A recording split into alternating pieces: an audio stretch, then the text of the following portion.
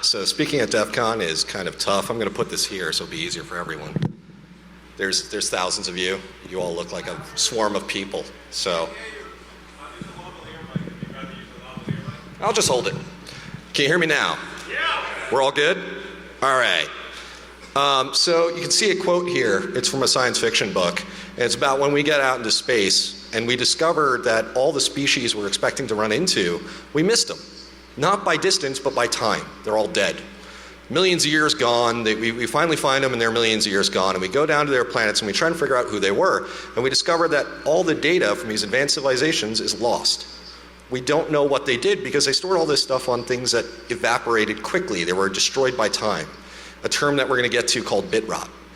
And it's important as we move further into this digital age that we take time out of our lives to find and protect the data that needs to be protected. So a good bit of this talk is going to be discussing the methodology and the importance of what we as a group of hackers need to do to protect some of this data, and some of our tools and certain aspects of our professional skill sets are uniquely suited to that.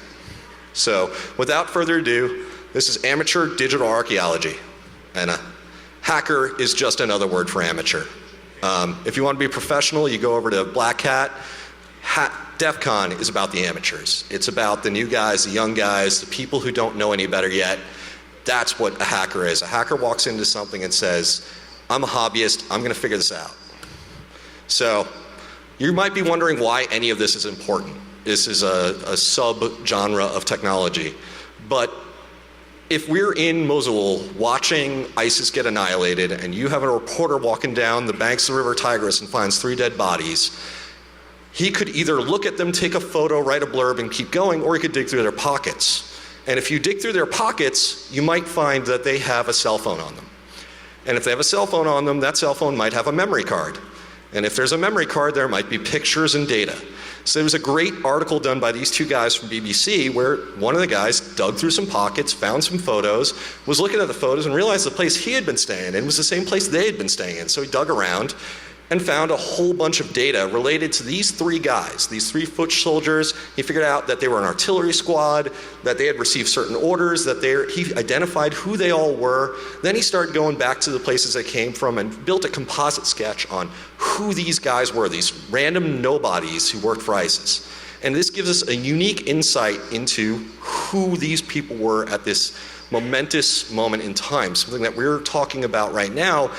100 years from now, people might not understand. They might be looking at a newspaper and go, what the hell's ISIS? Who's Mosul? Come on. And this is what we call primary source information. If you're familiar with Howard Zinn, who wrote A People's History of the United States, he wrote a history of the United States focused on primary source information, the things that you find where people experience history, saw history, and they provide a biased perspective, but they provide a biased perspective that's unmarred by not knowing, not having been there. This is what the U.S. National Archive has to say about primary sources and their importance in developing critical thinking for children, but it's also truly important for any historian to build an idea of where their version of history sits in relation to the people who lived it. This is what our friend Adam has to say at NYC Resistor on EEPROMs, which are primary source information. He says, find a board with a brain. If you're a hacker, any sort of chip you see that has a brain, has memory, is primary source information. So this is kind of the thrust of what we're going to be talking about. And in regards to amateur archaeology, it's part of being an amateur is recognizing your limitations. You're not a professional archaeologist or anthropologist, and you shouldn't think of yourself as one. You should, do what they expect you to do, but also recognize that you have limitations. You're not going to go up here and start dropping a professional grade peer review paper. What you can do, however, is protect data for them to write their paper. And the other great thing is because you're dumb, you can accomplish things that other people didn't think were possible, like flight. And I know some of you guys here might be a little pissed off that Joe Random Idiot managed to get their hands on something that's probably of historical significance and should probably be in a museum.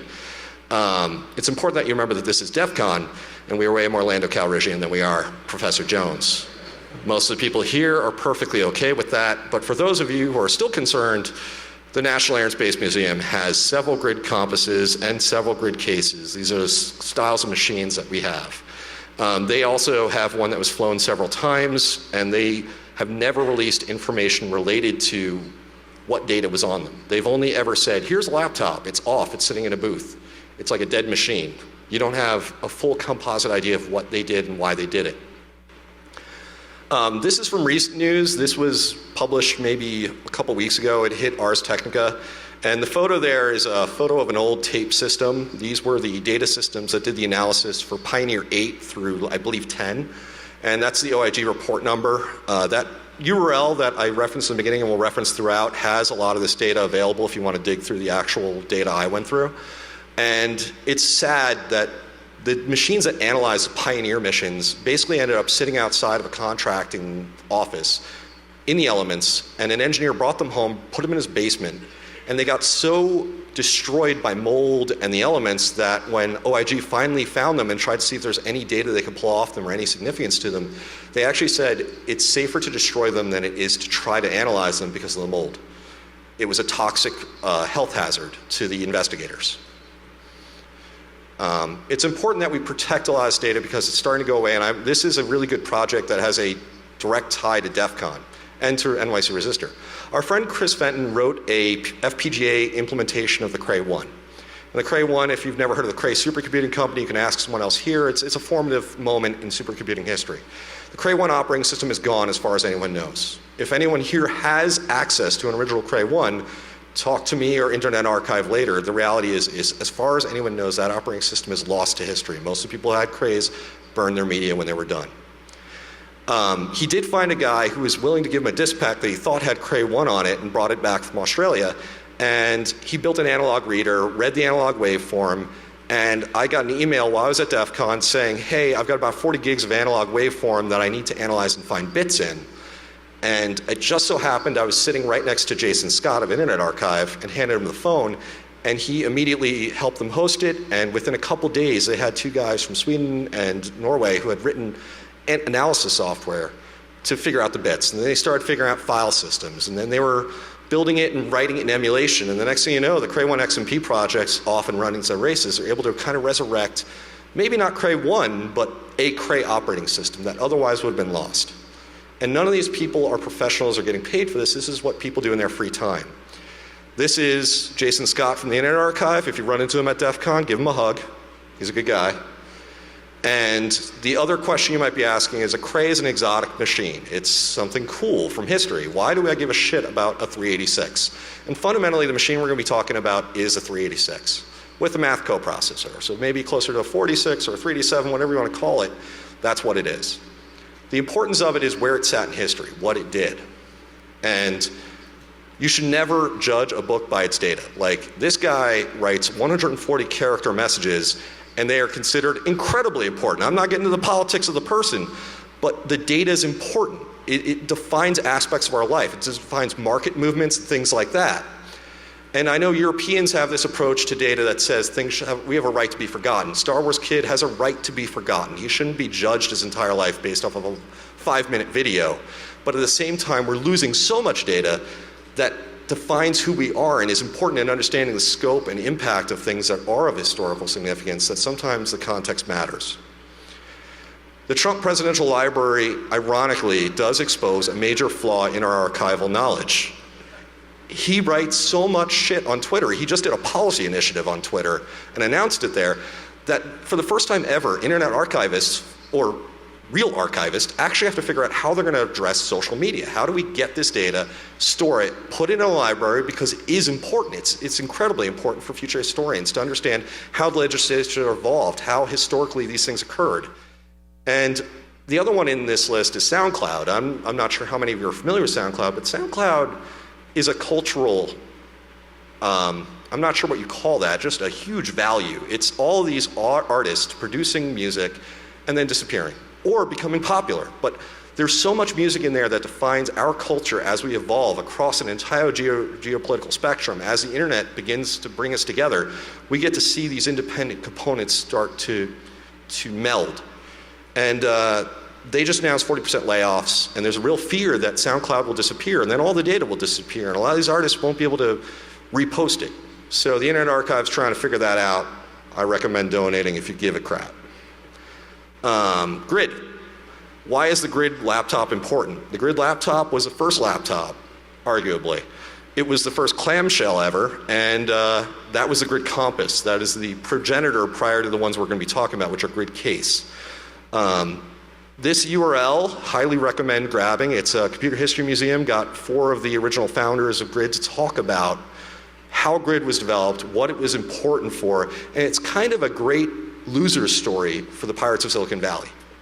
These guys developed their own laptop, the first one ever. It was beautiful.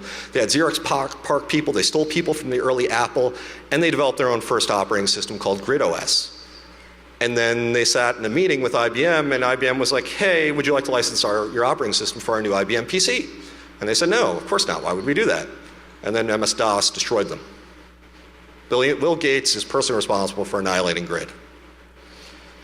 And here's a further NASA history provided by one of the engineers who worked on Grid. The Compass was the first laptop in space by a matter of microseconds. TI had a laptop on the same shuttle flight, and you have to think about this. This is a first personal computer that made it into space.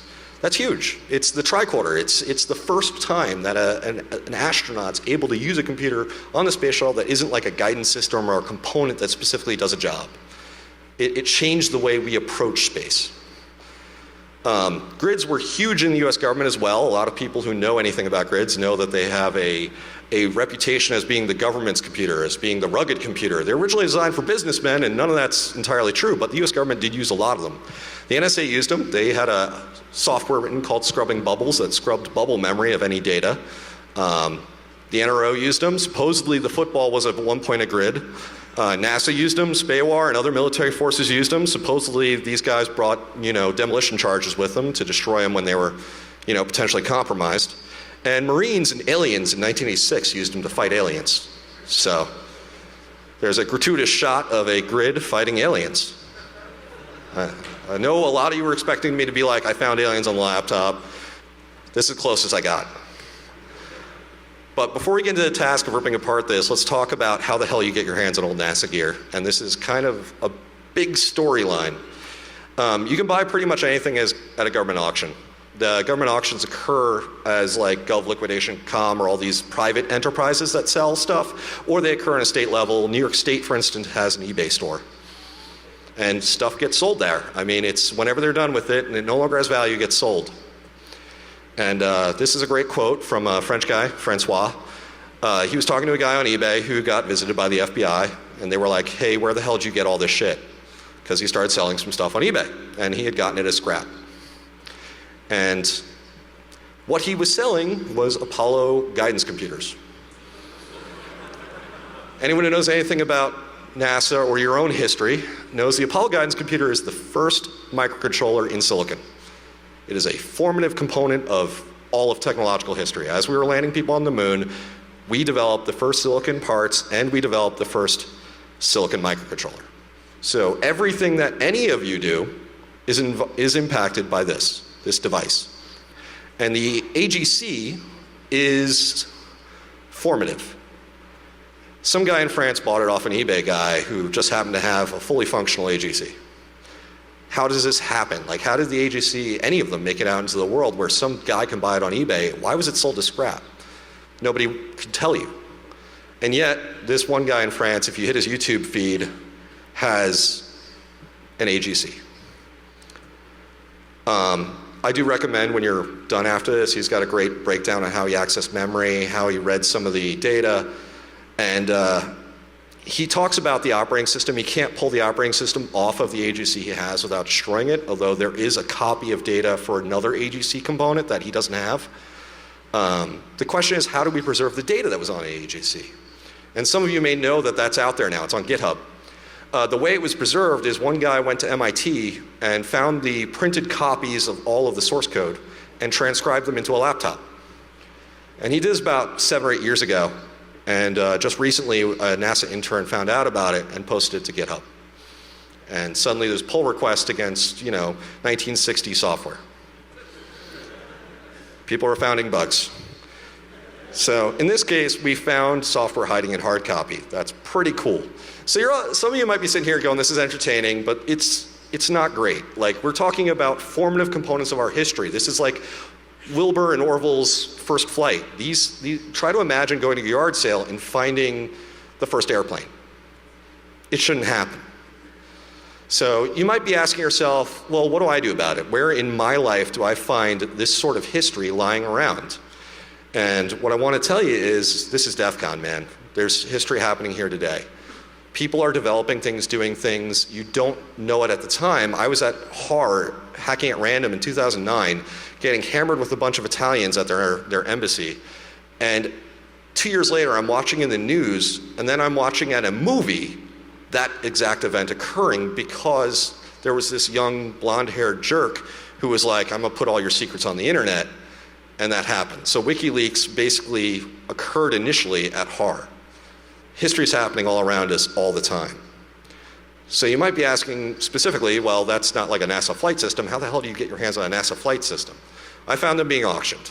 There are a couple of auctions that specialize in space memorabilia, and some of the lesser ones, not like Christie's, which will sell you things for 10 grand, will sell you things for nothing at all because nobody knows what they are or whether or not they're important. The space shuttle is one of those areas where nobody really cares because it's not Apollo. We didn't land on the moon. And a lot of people don't see it as formative, even though it's the early days of space flight. We're talking about the first laptops in space, and yet nobody cares. But they will. It's history. If you're ordering from an auction, be careful. Everything about auctions are shady. A lot of upper tier auction houses put a lot of effort into establishing where something came from, what it is.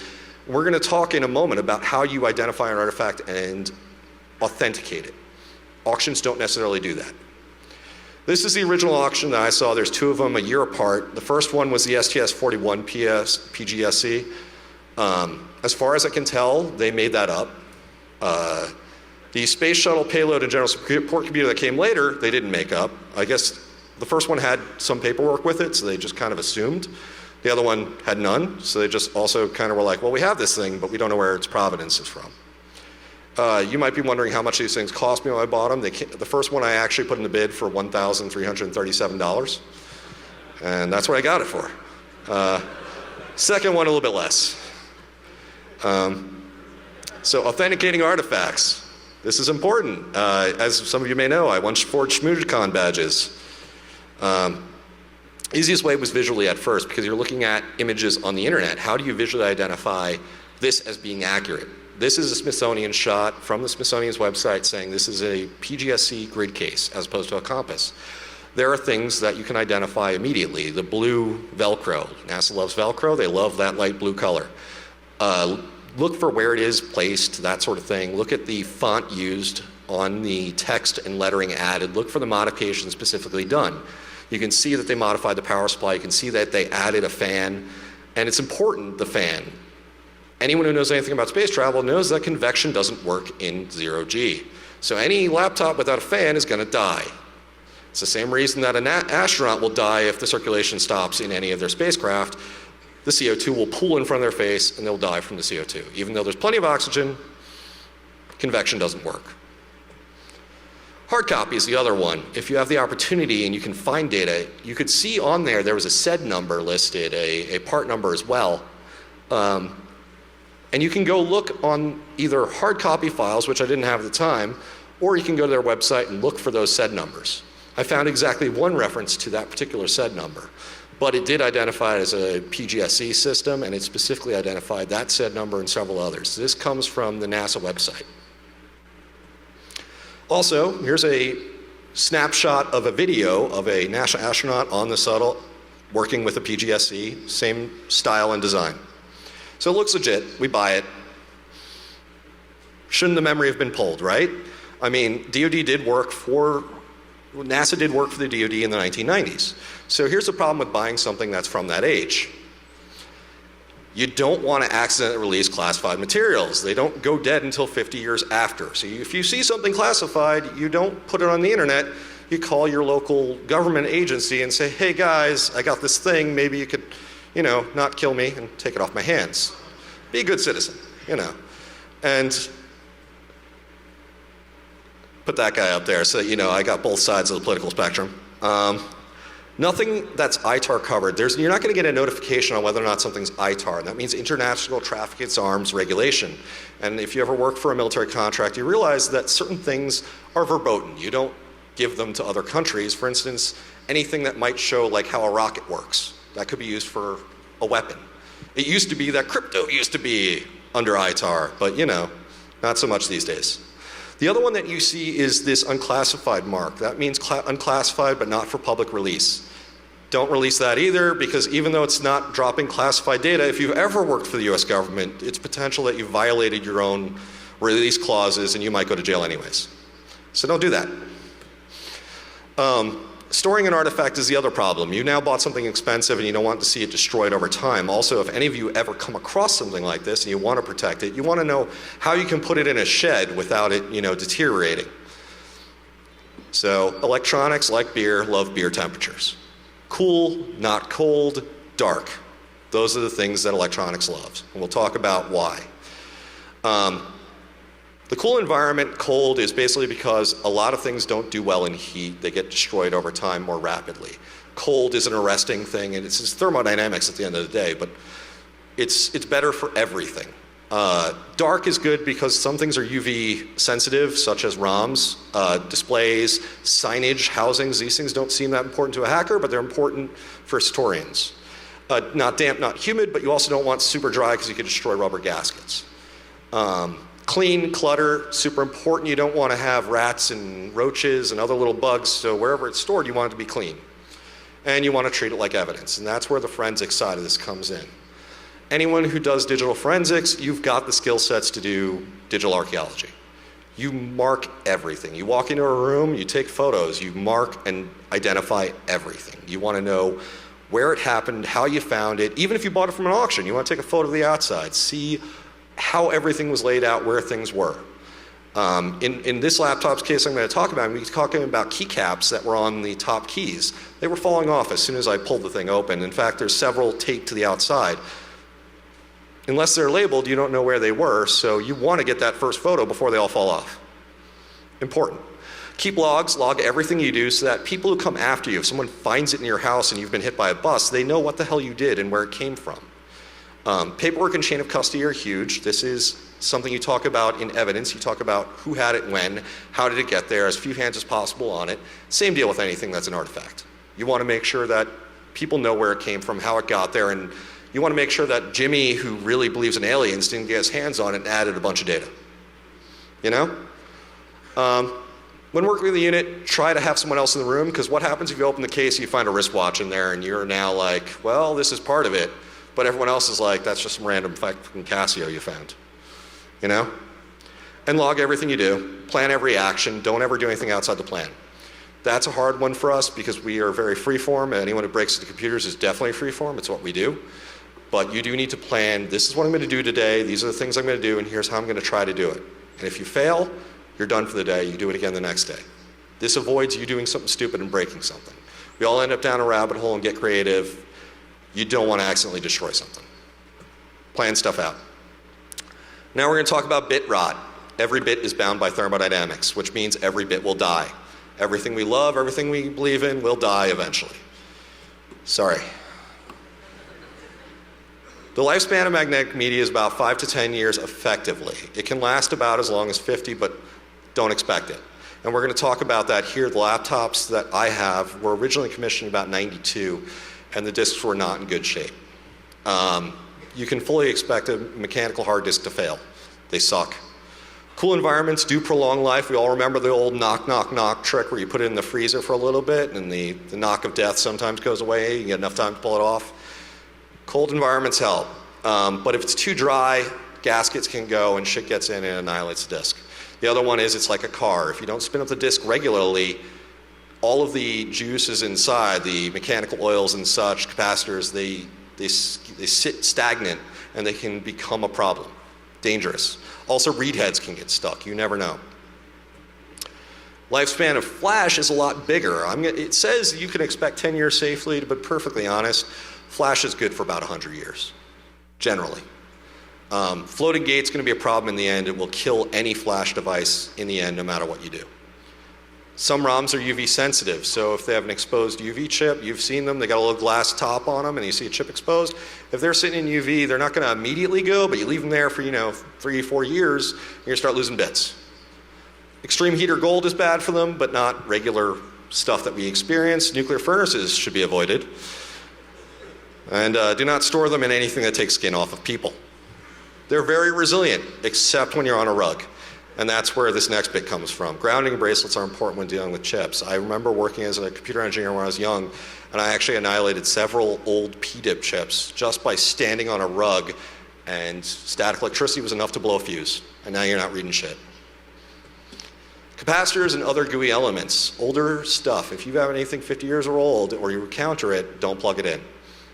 Replace the fucking capacitors. And if you don't want to replace capacitors for whatever reason, at least disconnect them and check them first to see if they're still firing within the tolerances that you're expecting. Most people, what they do though is they'll actually hollow them out and put the new capacitor inside the old one so you get the same aesthetic. I restore some old radios and that's how they do it. Anything new is going to die a lot quicker than anything old. We have laptops and motherboards that die within 3 years because some of the caps just go that quickly. Our shit's more sensitive, it dies quicker. And when powering on, thermal imaging can be super helpful. What you're seeing in this image is basically me trying to power on the laptop much later on, and you can actually see the residual heat from the power supply we attached to it. This was not stock. And you can see power distribution running through one of the cables and then going nowhere. That's about a 3-degree variance, and it lights up like a Christmas tree. If you see something approaching a thermal shock value, it's going to light up a lot faster. So this is ghetto, but it'll give you a pretty good idea if something's going horribly wrong, and usually with enough time to pull the power. Before you get into going into the elements, let's talk about physical inspection of the device. We pulled out 2 of them. Initially I had one a year prior to the other, but this is a photo of 2 of them together. You can do an initial physical inspection. As we talked about, you can see the speaker, the fan.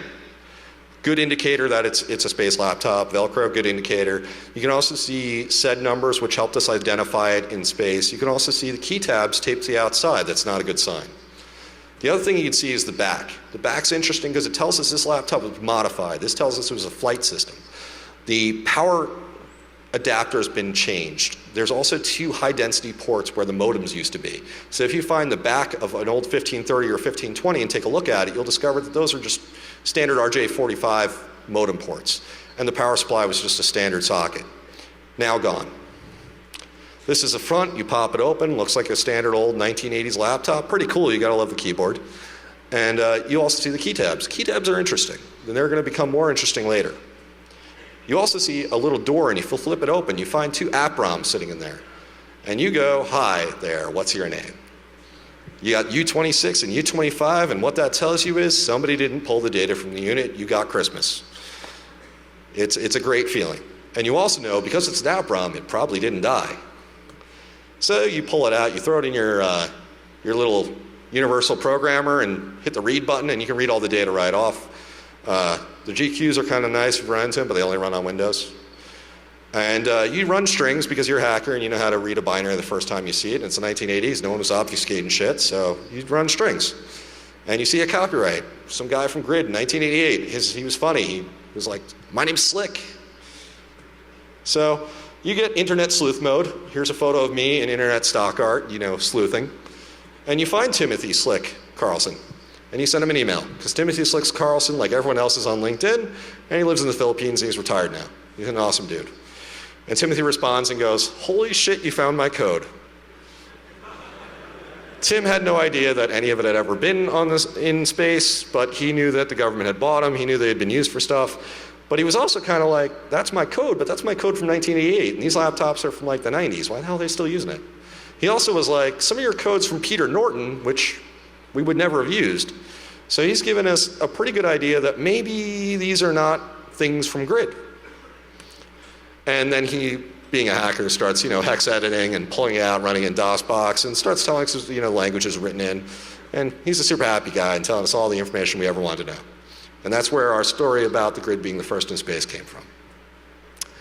He also pointed out this. There's an echo line in one of the scripts that identifies the laptop as a PGSC application ROM diagnostics utility. PGSC is Payload and General Support Computer, says it outside on the case. That's how it was advertised, which means whoever put this thing together custom built an app ROM for it. So it's probably not fake, right? Somebody wrote an app ROM. Who would do that? And there's another thing that comes up when you start researching PGSC, and that's a thing called Spock. It's obviously not a reference to Star Trek. Everyone who's ever mentioned it from the US government has very clearly said it has nothing to do with Star Trek. But it is the space shuttle personal onboard computer, the first laptop in space. And the PGSC is the progenitor when they switched over to grid case from the grid compass. And the SPOC has a marked moment in history as being the first laptop in space, being the first time they added one of the most important applications that they've ever had, and we'll get to that in a moment. But here you can see the Smithsonian, for instance, pointing out it has nothing to do with Star Trek. Here is a SPOC in a forward compartment of the orbiter. Orbiter is just nerd for space shuttle, and anyone ever says orbiter, they're either from the 1980s and have a beard and worked at NASA, or they're comic book nerd. According to the people who worked at Grid at the time, the SPOC survived the Challenger disaster. To give credit to the compasses, where credit is due, they were incredibly resilient machines, and they used a thing called bubble memory. So supposedly these two machines that were on the Challenger did survive. The PAGSC took over for the SPOC in 1988. The SPOC was very limited. It ran basically two applications. And we're going to talk about one of them that we've been able to recover, but the other one's basically lost to history. The first one was a tracking application for the orbiter.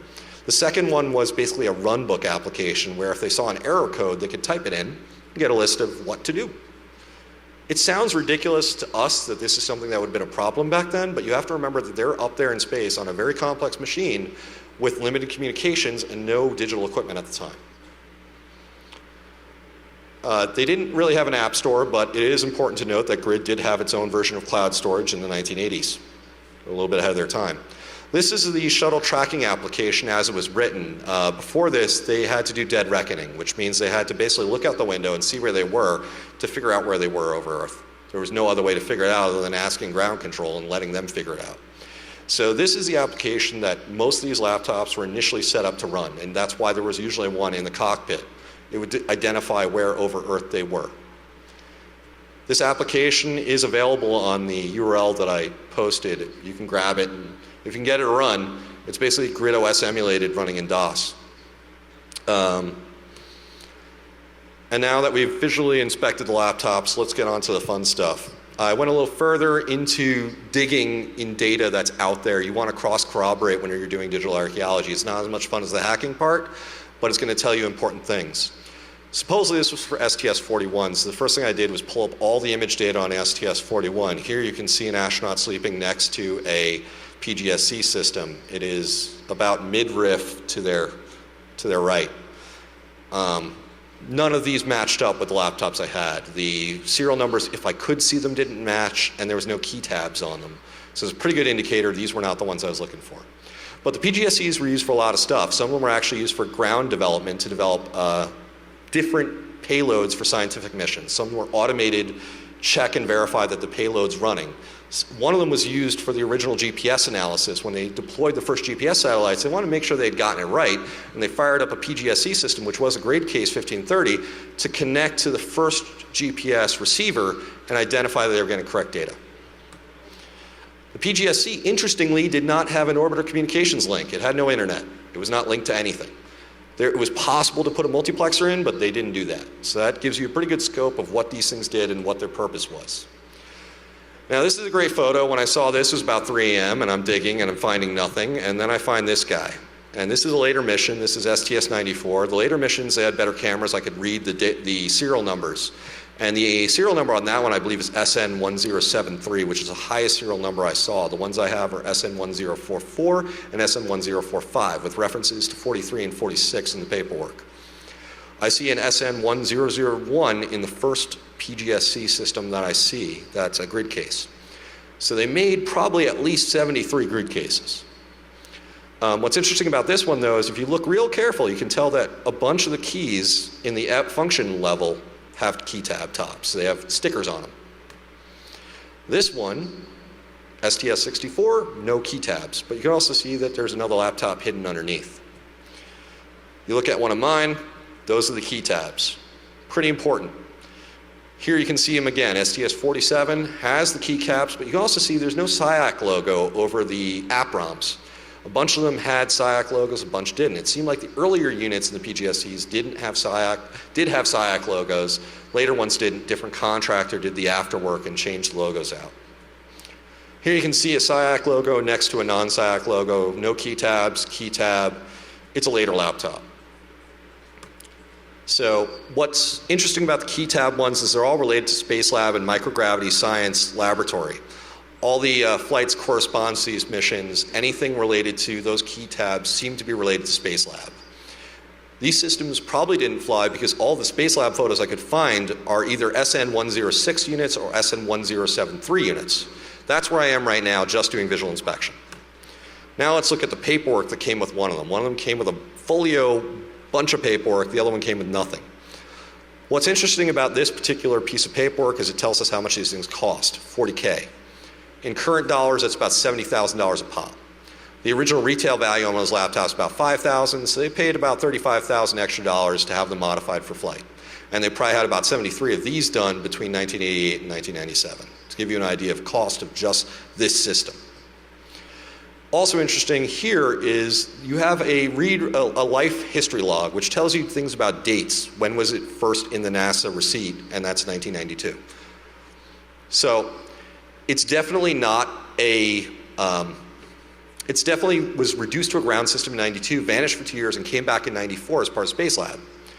You can see a full life history log that's again corresponding, and you can see the modifications. 40 megabit hard disk, RS-422, diagnostic PROMs, epoxy everywhere, and that RS-422 connector thing tells us what one of the boards is. This was a heavy modification, it was the most odd modification inside the laptop. It's an entirely custom board that replaces the modem.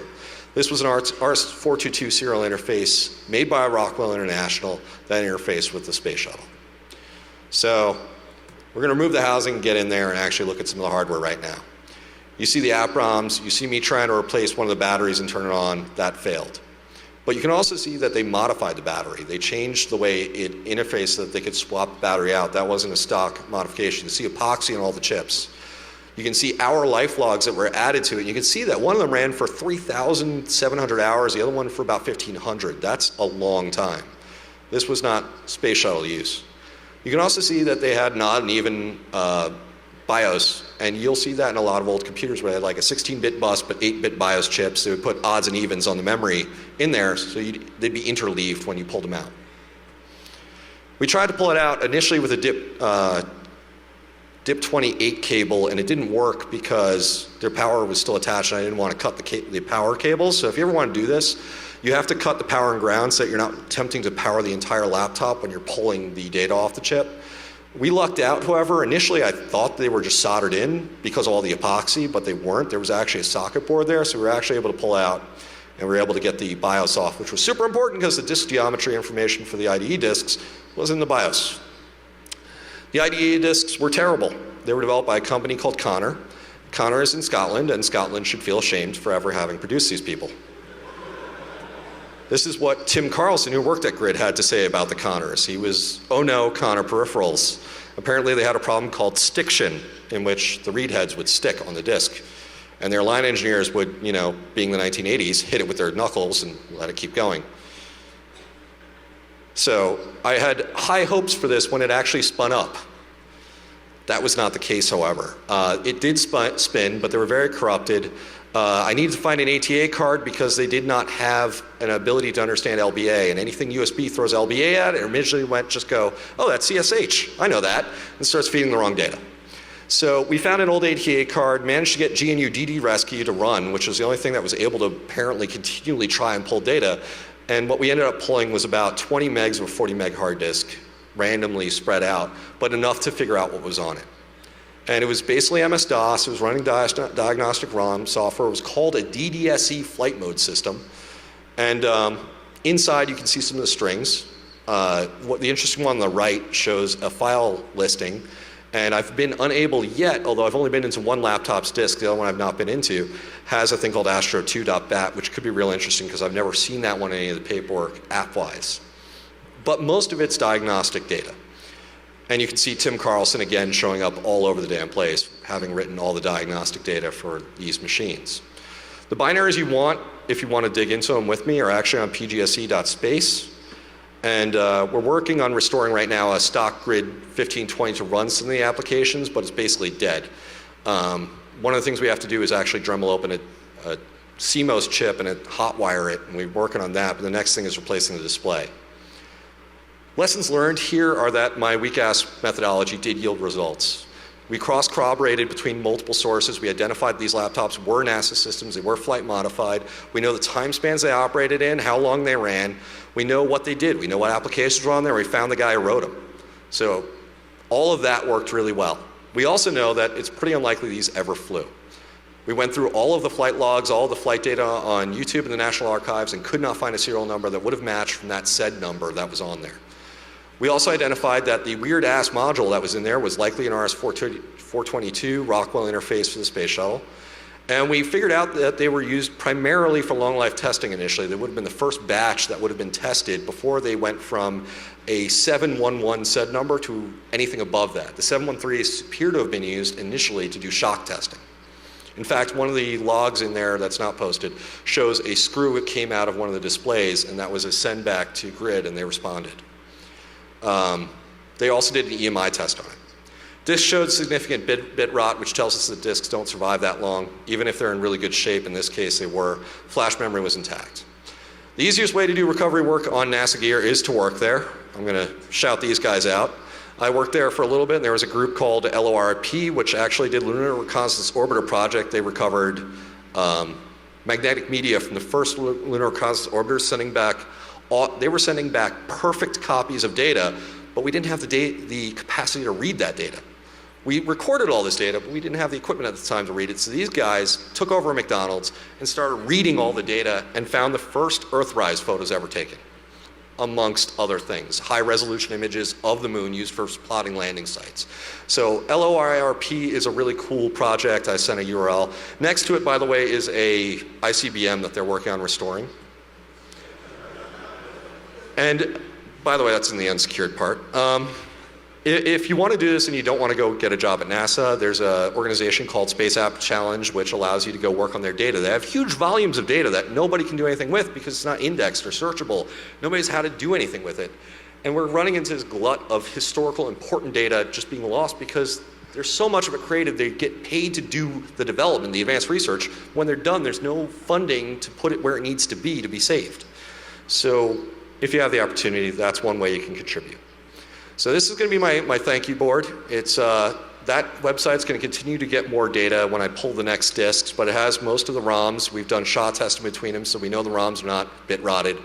It has the disk images for the first one as far as we've been able to pull them. They may get better over time. And it has a bunch of applications and research papers related to the PGSC systems if you want to read through them, including information on how the applications were written at the time. They wrote entire research papers on why they used DL displays, why applications were written the size that they were for tolerances and readability. The irony was the space shuttle at the end of the day was, can this astronaut read it? Computer History Museum, much love to them for having given me an hour-and-a-half video of the original creators talking about it, and to DEF CON goons, etc., and all those that I cannot remember. So, does anyone have any questions since we have like 2 minutes?